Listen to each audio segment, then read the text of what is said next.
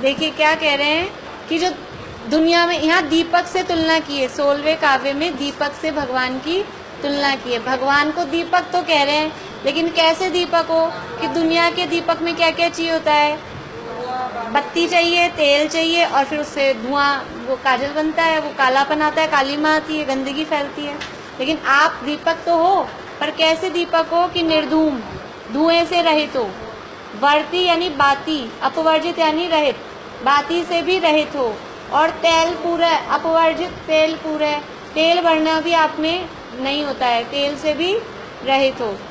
फिर भी ये सब नहीं है, और फिर भी क्या, कृष्णम यानी संपूर्ण, जगत त्रयम इदम, इस तीनों लोकों को, जगत त्रय 3 लोक को, प्रकटी करोशी, फिर भी उनको प्रकाशित कर देते हो। ना आप में तेल है, ना धुआं है, ना बाती है, और फिर भी आप संपूर्ण लोक को, तीनों लोकों को प्रकाशित कर देते हो। ऐसे अद्वितीय आप दीपक हो। देखो दुनिया के दीपक में 3 तो चीजें चाहिए, और फिर भी क्या होता है, वो कितनी जगह को प्रकाशित कर पाता है, थोड़ी सी जगह को प्रकाशित कर पाता है। लेकिन आप में ये तीनों नहीं है, फिर भी आप पूरे तीनों लोकों को प्रकाशित कर रहे हो। और वो दीपक में क्या होता है, जरा सी हवा लगे बुझ जाता है। तो आप कैसे हो कि चलिता चलानाम पर्वतों अचलानाम, चलित अचलानाम, अचलानाम यानी पर्वतों को, चलित यानी चलायमान करने वाली जो मरुताम, जो हवाएं हैं, उनसे भी, गम्यो न जातु, बिल्कुल भी आप चलायमान नहीं होते, उनसे भी आप नहीं बुझते हो। दीपो यानी दीपक हो, अपर यानी अपूर्व, अलौकिक, दीपो है ना, उसका बनेगा दीपः, अपरह यानी अपूर्व, त्वम यानी आप, असि यानी हो, दीपः अपरह त्वम असि, असि यानी हो, और नाथ ये संबोधन है, हे नाथ, ये तो शुरू में आ जाएगा, हे नाथ।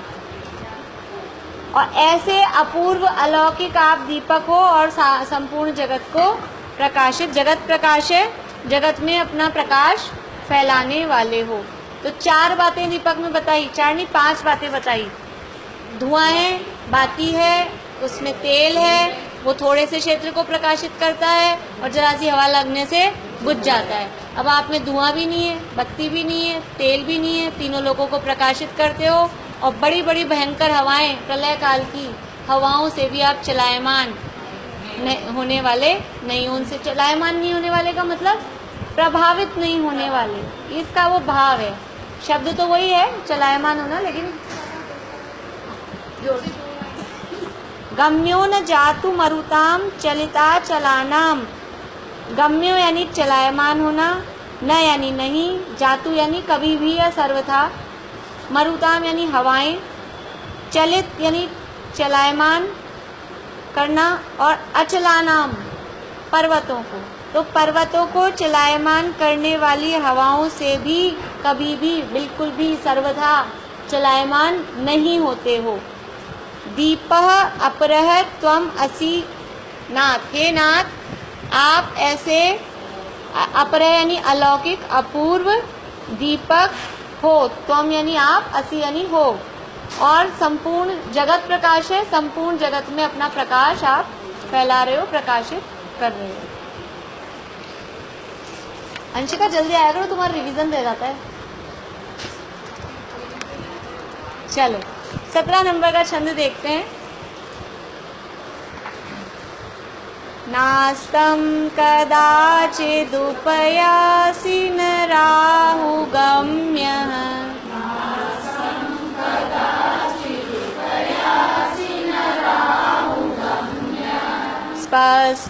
स्पष्टीकरोषि सहसा युगपज्जगन्ति,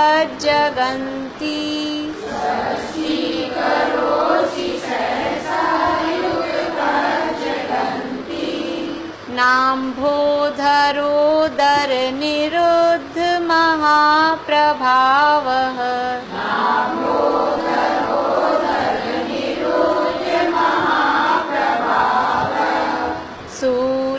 सूर्यातिशायि महिमासि मुनीन्द्रलोके,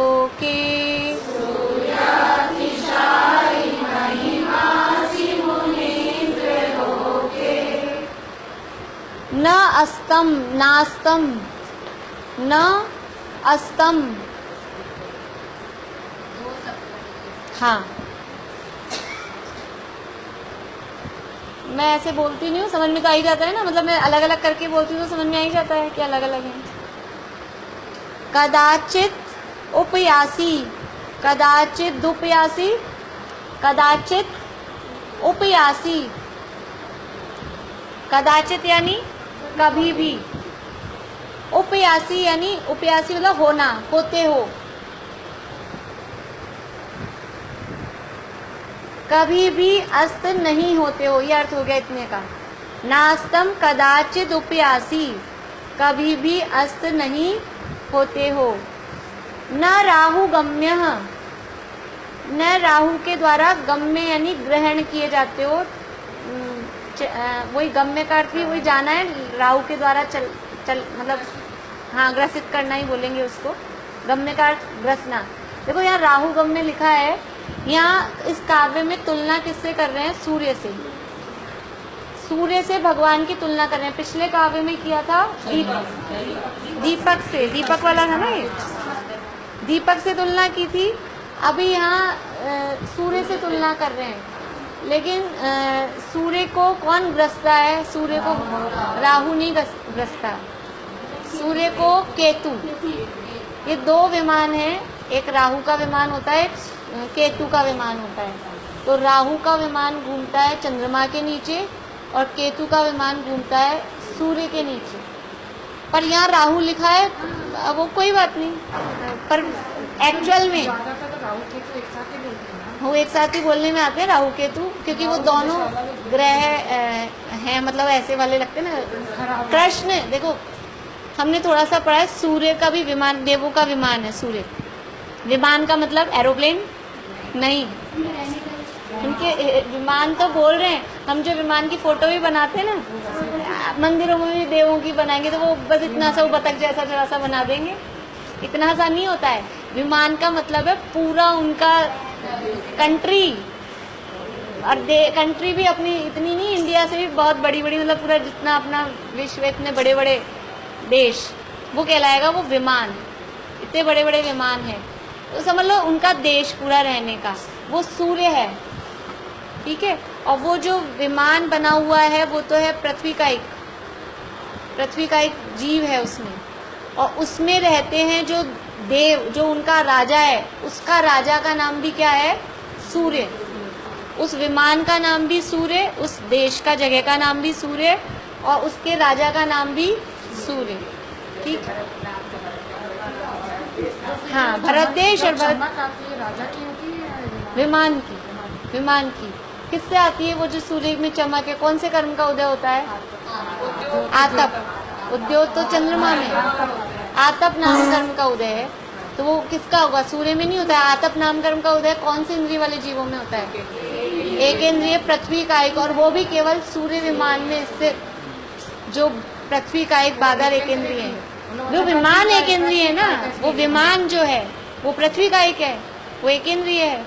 और जो सूर्य इंद्र है वो तो देवगति का पंचेंद्रिय जीव है, जो उसका राजा है। उस एक इंद्रिय का नाम भी सूर्य, पृथ्वी का एक का, और उसके इंद्र का नाम भी सूर्य, ठीक है। तो शक्ति कहाँ है? तो उसमें उसकी कहाँ शक्ति है? वो तो उसके कर्म का ऐसा उदय है ना। उद्योत नाम कर्म किसे कहते हैं? बोले परिभाषा। हाँ सॉरी, आतप। ममता भी याद है आपको परिभाषा?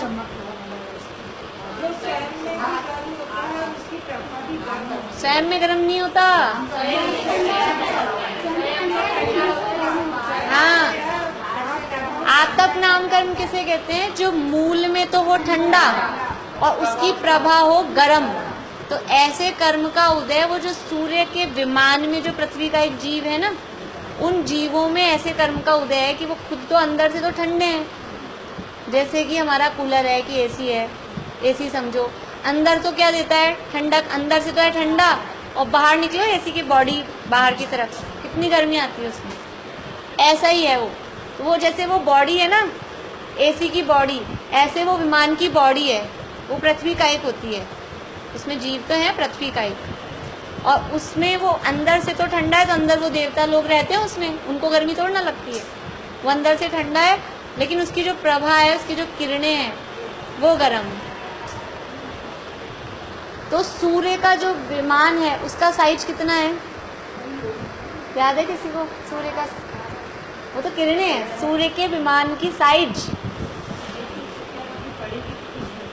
अभी उनके प्रवचनों में आई थी अरुण जी के, 48/61, 48, हाँ 48/61, 48/61 योजन वो सूर्य का साइज है, सूर्य का जो साइज है।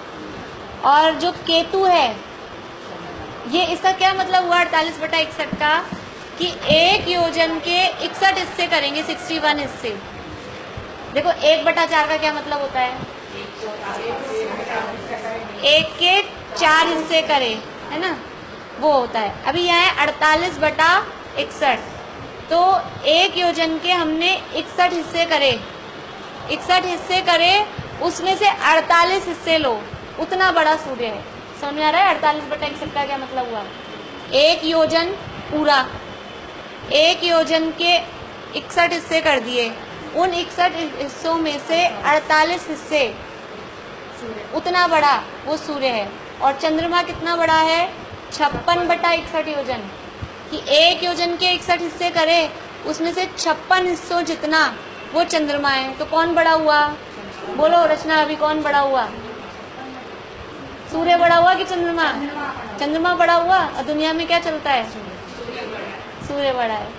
अब यहाँ समझ में आ रहा है, साइज बता रहे हैं ना उसका, कि वो उसके 48, उसके हिस्से में 48 हिस्से हैं, उसके पार्ट में। सूरज नीचे है, सूरज कितनी हाइट पे है? मध्य लोक से सूरज कितनी हाइट पे है?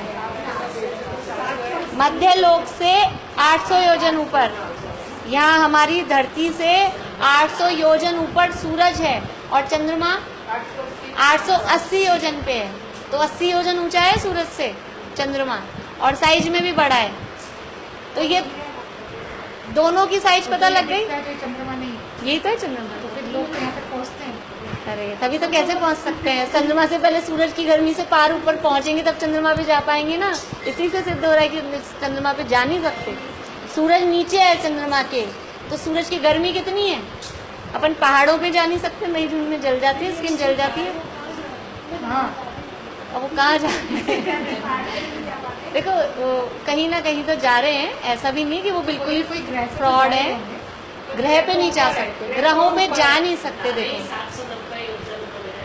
ग्रहों पे कैसे जा सकते हैं? वो देवताओं के रहने की जगह है, वहाँ मनुष्य गति के जीव कैसे जा सकते हैं? तो कहीं अपने बीच में विजाट पर्वत वगैरह ऐसे और बीच बीच में पर्वतें जो भी है ना, वो कहीं ना कहीं उनके कहीं उस पे पहुंच पा रहे होंगे, जो भी होगा।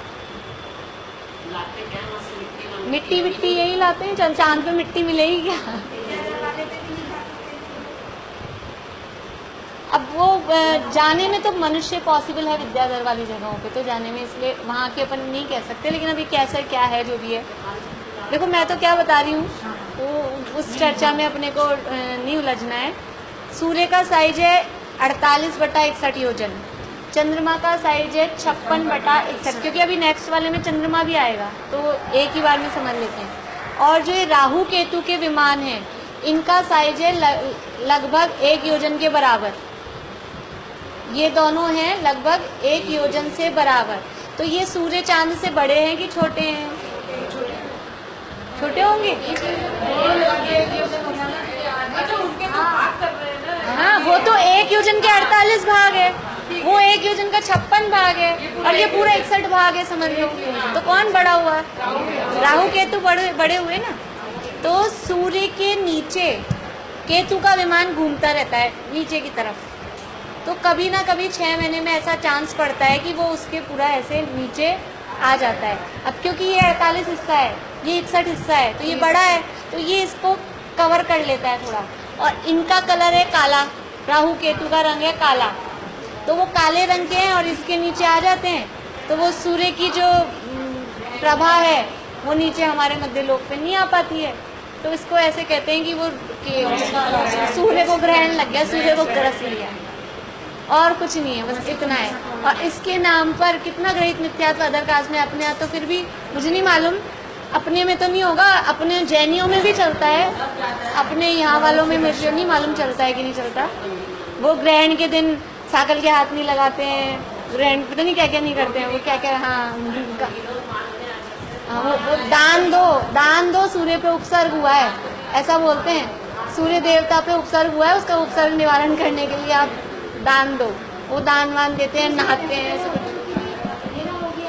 वो तो ठीक है, भोजन नहीं करना वो तो ठीक है, अंधेरा, लेकिन वो लोहे के हाथ नहीं लगना चाहिए, वो अजीब बहुत सारी बातें मुझे ज्यादा नहीं पता, ग्रेजुएट ख्याल में चलती है। वो अंधेरा हो जाता है ना, अंधेरे के जैसे अपन रात में नहीं करते, हाँ तब है, तो वरना तो इतना नहीं होता है।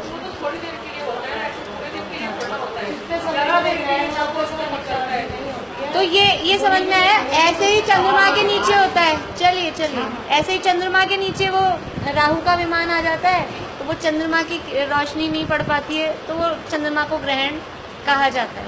तो यहाँ क्या बता रहे हैं आप देखो, आप हे भगवान, मतलब यहाँ बता क्या रहे हैं कि हे भगवान आप सूर्य से भी अधिक महिमाशाली हो। लास्ट लाइन पहले पढ़ते हैं, सूर्यातिशायी महिमासी मुनीन्द्र लोके, मुनीन्द्र तो है संबोधन, हे मुनीन्द्र, हे मुनियों के इंद्र, मुनीश भी बोलते हैं, मुनीन्द्र भी बोलते हैं, मतलब हे भगवान आप क्या हो कि आपकी महिमा असी, महिमा यानी महिमा महानता, असी यानी असी अभी पहले ही बताया था, हो असी यानी हो। सूर्य अतिशायी, सूर्यातिशायी, सूर्य अतिशायी, सूर्य यानी सूर्य, अतिशायी यानी उससे भी अधिक, सूर्य से भी अधिक, लोके यानी लोक में। तो हे मुनीन्द्र आप इस लोक में सूर्य से भी अधिक महिमाशाली हो। ये लास्ट लाइन में कहा, हमने लास्ट लाइन पहले ले ली, अभी क्यों हो सूर्य से भी अधिक महिमाशाली, दुनिया में सूर्य की बराबरी कौन कर सकता है, और आप कह रहे हो सूर्य से भी अधिक, या तो बराबरी कोई नहीं कर सकता। तो अब बता रहे सूर्य में क्या क्या मतलब वो कमियां हैं, उसकी माइनस पॉइंट्स हैं, ठीक है। सूर्य तो अस्त हो जाता है, ना अस्तम कदाचित उपयासी, आप कभी भी अस्त नहीं होते हो। एक बार केवल ज्ञान सूर्य प्रकट हुआ, कब अस्त होगा, कब खत्म हो जाएगा, कि कब बंद हो जाएगा, ये मति शुद्ध ज्ञान में तो फ्लैक्चुएशन है, अभी ज्ञान हो गया, फिर अभी इसी भाव में भी ऐसा हो सकता है कि सारा ज्ञान गायब हो जाए, अगले भाव में तो ये वाला शिवक्षम ज्ञान जाने वाला ही नहीं है, इस भाव में भी ऐसा होता है कि नहीं होता है कि बहुत। कल मैं वो जिनवाणी स्तुति बोलते बोलते मुझे कुछ कहना था, याद थी, और फिर याद ही नहीं है बात तक भी क्या कहना था, तो ये 1 मिनट में गायब हो जाता है। लेकिन आपका ऐसा केवल ज्ञान सूर्य प्रकट हुआ है जो कभी भी अस्त नहीं होता, कभी भी वो खत्म नहीं होता। न राहु गम्य, और सूर्य को तो राहु ग्रस लेता है, उसको तो कल वो ग्रहण लग जाता है दुनिया में जो सूर्य है, लेकिन आपको कोई भी राहु, देखो यहाँ राहु कौन से शब्द दिए हैं राहु के लिए गुरुदेव ने,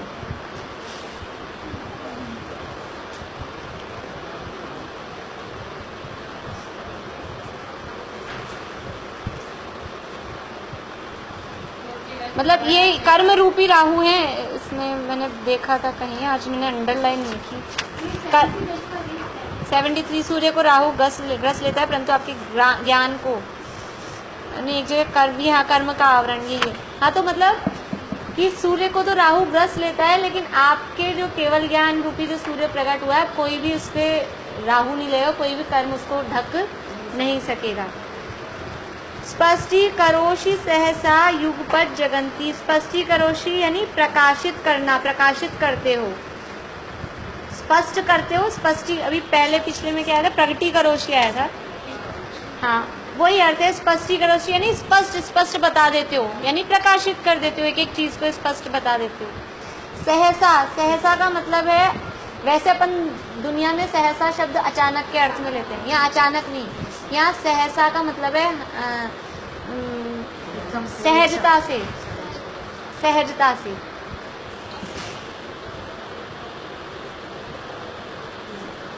युगपत जगंती, दो शब्द हैं, युगपत जगंती। युगपत यानी एक साथ। युगपत शब्द बहुत जगह आता है अपने, युगपद विशद सकलार्थ जल के गणित हो, युगपद एकस्मिन्ना चतुर्भ्य तत्वार सूत्र में आता है। जगंती यानी तीनों लोकों में को, तीनों लोकों को।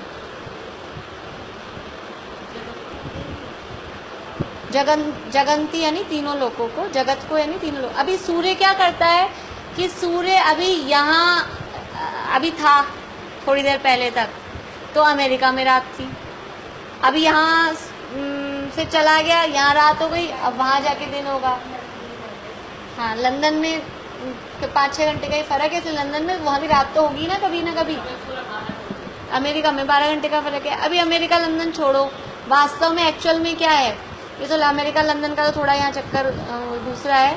एक्चुअल में जम्बूद्वीप में कितने सूर्य हैं? 2 सूर्य। यानी एक सूर्य जम्बूद्वीप को पूरा एक बार में प्रकाशित नहीं कर पाता। जो जम्बू, थोड़ी सी रचना जिनको ख्याल में है, जम्बूद्वीप देखिए, थोड़ा रचना देखिए ना, तो जम्बूद्वीप को इधर ऐसे माइंड में नक्शा लाओ, तो इधर तो दक्षिण में तो है अपना भरत क्षेत्र, सामने की साइड हो जाएगा ऐरावत क्षेत्र, फिर इधर पूर्व विदेह क्षेत्र और इधर पश्चिम विदेह क्षेत्र। तो जब भरत क्षेत्र में दिन है तब ऐरावत क्षेत्र में भी दिन होता है, यानी एक सूर्य इधर होता है, दूसरा सूर्य उसके एग्जैक्ट सामने बिल्कुल अपोजिट में होता है। तो जब यहाँ दिन है तब वहाँ भी दिन है, लेकिन ये दोनों विदेह क्षेत्रों में क्या है, उस समय दोनों विदेह क्षेत्रों में रात है। फिर जब ये सूर्य उधर से चलता है, इधर से चलता है, उधर से आगे बढ़ता है, तो इधर पूर्व विदेह में दिन हो जाता है, इधर पश्चिम विदेह में दिन हो जाता है, फिर दोनों भरत ऐरावत में रात हो जाती है। यानी कि पूरे जम्बूद्वीप को तो एक सूर्य के दोनों सूर्य मिलके भी एक बार में प्रकाशित नहीं कर पा रहे, और आप क्या कर रहे हो कि तीनों लोगों को एक साथ और सहजता से स्पष्टीकरोशी एकदम प्रकाशित कर रहे हो, सूर्य से तुलना कर। अमेरिका में तो भरत क्षेत्र में ही होगा। हाँ, भरत क्षेत्र में एक ही साथ दिन क्यों नहीं होता? वो इसलिए कि वो जो अपनी पृथ्वी ऐसी उठी हुई है ना, थोड़ी सी, अपन ने पढ़ा था 3 उसमें रचना में कि हमारे आर्यखंड का थोड़ा सा हिस्सा ये भौगोलिक परिवर्तनों के कारण इस तरह से बॉल की जैसे थोड़ा सा उठ गया है, उस वजह से ये यहाँ पे जो टाइम का डिफरेंस दिखता है वो वजह है, वो कारण है। ठीक है, समझ में आ गई बात?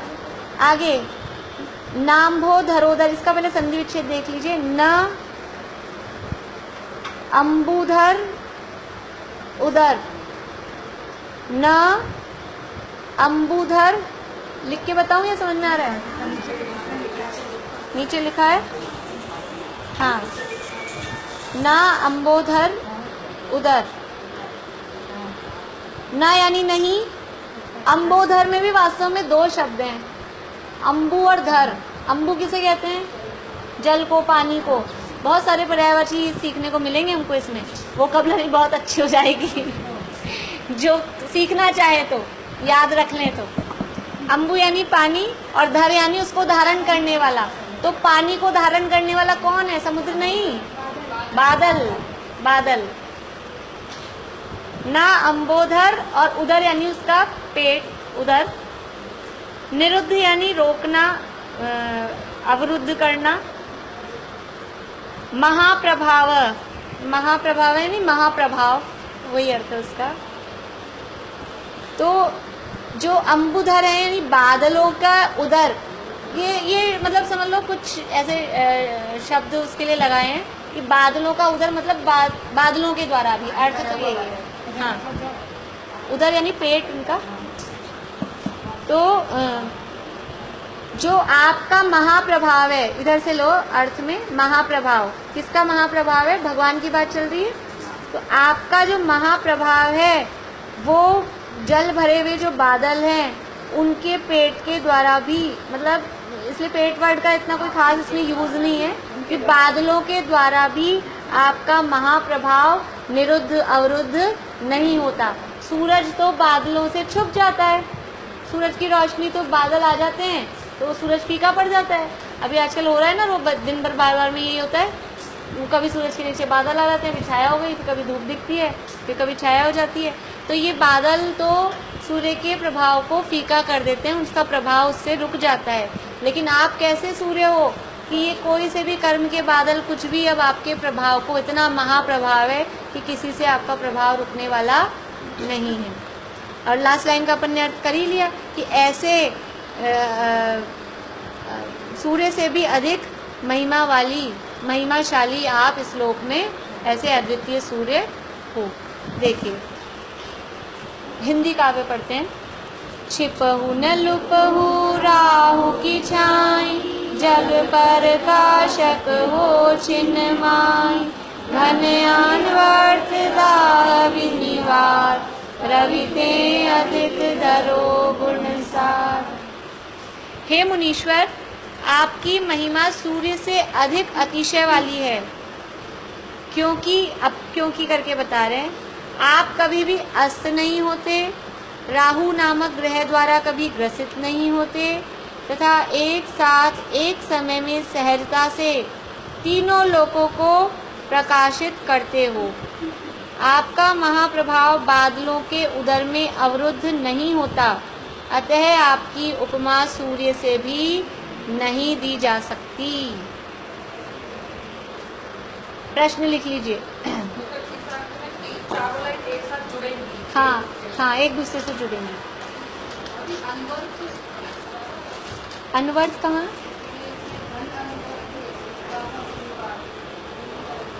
अच्छा, हिंदी वाले में घन अनवर्त घन अनवर्त यानी इसका आवरण, घन यानी बादल, बादलों का आवरण। घन यानी कोहरा नहीं, घन यानी बादल होता है।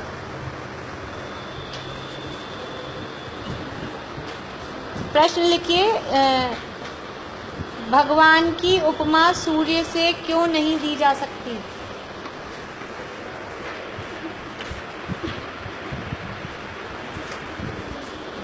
क्यों नहीं दी जा सकती? देखिए प्रश्न इसमें 3 या 4 प्रश्न बनेंगे और सब प्रश्नों का उत्तर एक ही होगा। आप चाहो तो तीनों चारों लिख लो अलग अलग, नहीं तो बता देती हूँ। ये दूसरा प्रश्न ऐसे बन सकता है कि सूर्य की और भगवान की तुलना कीजिए, या भगवान सूर्य से अधिक महिमाशाली कैसे हैं। बात वही आने वाली है, आंसर है ना। देखिए आंसर में यहाँ ये अच्छा है, बहुत अच्छा है प्रवचन, आप लोग पढ़ना पूरा। मैं तो खाली इम्पोर्टेंट है वो आपको मार्क करा देती हूँ, क्योंकि पूरा पढ़ेंगे तो टाइम पूरा होता है। ये अभी पहले इस प्रश्न का उत्तर बता देती हूँ। देखिए पहला नंबर डालिए, जो नीचे से सेकंड लाइन है इसी पेज पे, क्योंकि के बाद इसको बना के आंसर आपको थोड़ा सा लैंग्वेज बना लेनी है। मैं तो पॉइंट बता रही हूँ आपको। वह तो जड़ अचेतन है और आप समस्वभावी चैतन्य सूर्य हो। इस समस्वभावी की जगह ज्ञान स्वभावी होना चाहिए। समस्वभावी मतलब ये जो बाहर वाला सूर्य है तो जड़ है, अचेतन है, और आप कैसे हो? चैतन्य हो, ज्ञान स्वभावी चैतन्य सूर्य हो। फिर सेकंड, वह सूर्य अस्त हो जाता है और आपके केवल ज्ञान दशा प्रकट हुई, चैतन्य सूर्य का उदय हुआ है जो कभी भी अस्त नहीं होता। 2 पॉइंट हो गए। तीसरा इसी के आगे, सूर्य तो ताप वाला है, किंतु आप स्वभाव से, सूर्य में से तो ताप आता है, गर्मी आती है, पर आप में ऐसा, बल्कि आप तो जगत के जीवों का संताप शांत करते हो।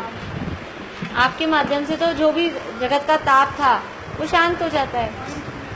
हाँ, फिर नेक्स्ट पॉइंट 4 नंबर का, उसमें रहने वाले एक इंद्रिय जीव वह देवगण तो मृत्यु को प्राप्त होते हैं। वो जो स्वयं बिंब एक इंद्रिय जीव है वो भी मरता है, और जो उसमें देव रहते हैं विमान के अंदर वो भी मरते हैं। किंतु आपका केवल ज्ञान में चैतन्य सूर्य वो अविनाशी है, वो कभी मरता नहीं, मतलब वो कभी नष्ट नहीं होता। वो भी देवों की आयु पूरी होगी ना, वो तो खींचने वाले दूसरे आ जाएंगे, उसकी जगह दूसरे उत्पन्न हो जाएंगे, दूसरे खींचेंगे। वो जो पर्टिकुलर है एक जो देव, वो तो मरेंगे ही ना सब। अब आ जाइए इसके बाद में, नहीं और है अभी, हाँ वो आने वाला है आगे, वो पॉइंट अभी आगे और है। ये पूरा प्रवचन में, ये पूरे में है ये सब पॉइंट्स। आगे आ जाइए 73 पेज पे, ऊपर से छठी लाइन, सेकंड पैरा में चौथी लाइन है। सूर्य को राहु ग्रस लेता है, मिल गया। सूर्य को राहु ग्रस लेता है परंतु आपके ज्ञान को कोई ग्रस नहीं सकता, कोई आपके ज्ञान को आवृत नहीं कर सकता। ये पांचवा हो गया। फिर छठा, कभी कभी घने बादलों में सूर्य के ढक जाने से सूर्य दिखाई नहीं देता, जबकि आपका ज्ञान नित्य उद्योत रूप ही रहता है, कर्म का आवरण नहीं रहता। ठीक है, इसके बाद में एक लाइन छोड़ दीजिए। सूर्य तो जम्बू द्वीप के अर्ध भाग को ही प्रकाशित करता है, मतलब केवल जम्बू द्वीप के, वो ऊपर नीचे के लोकों की तो बात ही नहीं है। सूर्य तो जम्बू द्वीप के अर्ध भाग को ही प्रकाशित करता है, परंतु आपका केवल ज्ञान एक ही समय में तीनों लोकों को प्रकाशित करता है।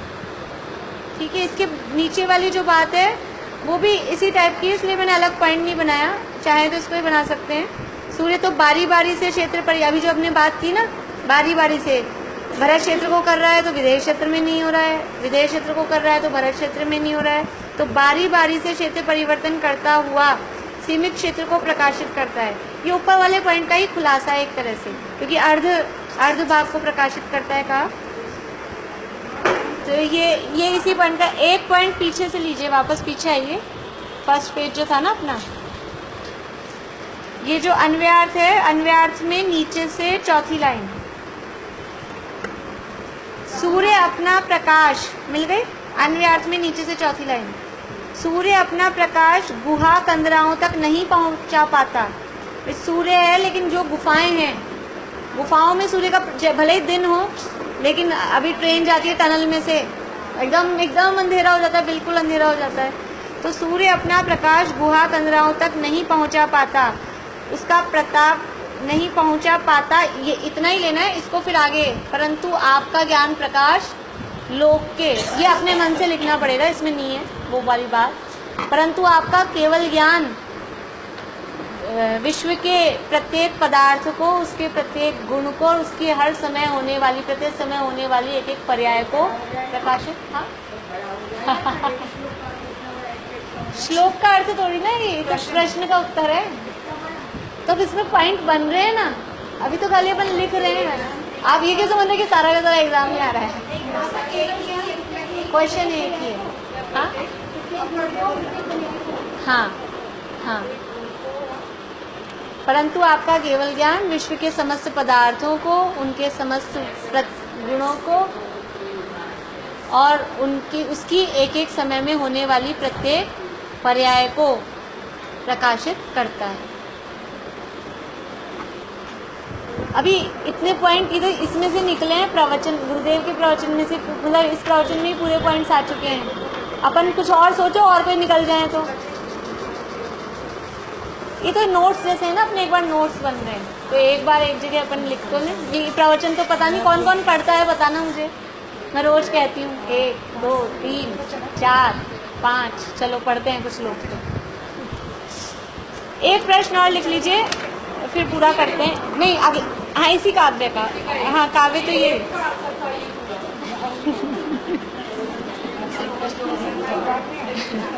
देखिए पेज नंबर 72, पेज नंबर 72 पे ही है, वहीं क्वेश्चन कर लीजिए। नीचे से 8वीं 9वीं लाइन है, वीतरागी भगवान का भक्त कौन हो सकता है, मिल गया। यही प्रश्न है और इसके आगे उसका आंसर है। सब तो बता देते बच्चों की जैसे, आपको प्रश्न भी और उत्तर भी।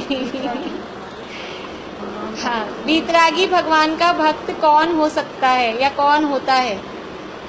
तो वास्तव में जो आत्म स्वभाव का भक्त है वही भगवान का सच्चा, थोड़ा आंसर को ऐसे कैसे शब्द नहीं, जो शब्द जरूरत नहीं है वो शब्द हटा देना अपने को। तो जो वास्तव में जो आत्म स्वभाव का भक्त है वही भगवान का सच्चा भक्त हो सकता है।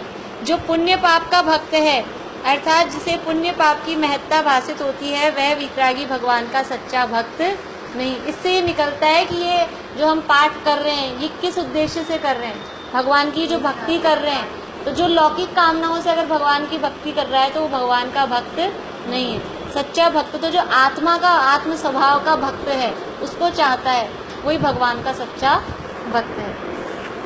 चलिए।